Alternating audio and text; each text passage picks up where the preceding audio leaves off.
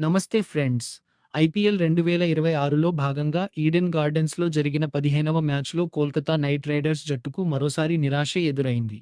Lucknow super giants చేతిలో కోల్కతా ఘోర పరాజయాన్ని మూటగట్టుకుంది. ఈ ఓటమి తర్వాత కోల్కతా కెప్టెన్ అజింక్య రహానె చేసిన వ్యాఖ్యలు ఇప్పుడు సోషల్ మీడియాలో చర్చనీయాంశంగా మారాయి. ఈ మ్యాచ్‌లో టాస్ గెలిచిన లక్నో కెప్టెన్ రిషబ్ పంత్ ముందుగా బౌలింగ్ ఎంచుకున్నారు. తొలుత బ్యాటింగ్ చేసిన కోల్కతా జట్టు నిర్ణీత 20 ఓవర్లలో కేవలం 182 పరుగులు మాత్రమే చేయగలిగింది. రహానె 41 పరుగులు, అంగ్ క్రిష్ రఘువంశీ 45 పరుగులు చేసినప్పటికీ మిగిలిన బ్యాటర్లు విఫలం కావడంతో కోల్కతా తక్కువ స్కోరుకే పరిమితమైంది. అనంతరం బ్యాటింగ్కు దిగిన లక్నో జట్టు రిషబ్ పంత్ మరియు మార్క్రామ్ మెరుపులతో సులభంగా విజయాన్ని అందుకుంది. మ్యాచ్ అనంతరం రహానె మాట్లాడుతూ తాము ఆడిన 4 మ్యాచ్‌లలో ఒక్కటి కూడా గెలవలేకపోవడం చాలా బాధగా ఉందని ఆవేదన వ్యక్తం చేశారు.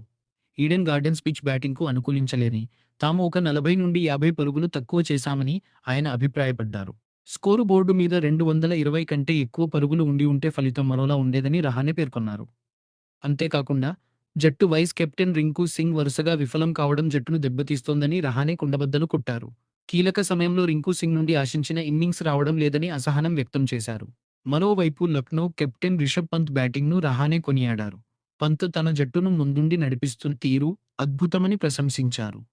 మరి కోల్కతా జట్టు వరుస ఓటములకు కారణం రింకు సింగ్ ఫామ్ లేకపోవడమే అని మీరు అనుకుంటున్నారా? రహానె చేసిన ఈ వ్యాఖ్యలపై మీ అభిప్రాయం ఏంటి? కింద కామెంట్ బాక్స్‌లో తెలియజేయండి. ఇలాంటి మరిన్ని లేటెస్ట్ క్రికెట్ అప్డేట్స్ కోసం మా ఛానల్‌ను వెంటనే సబ్స్క్రైబ్ చేసుకోండి.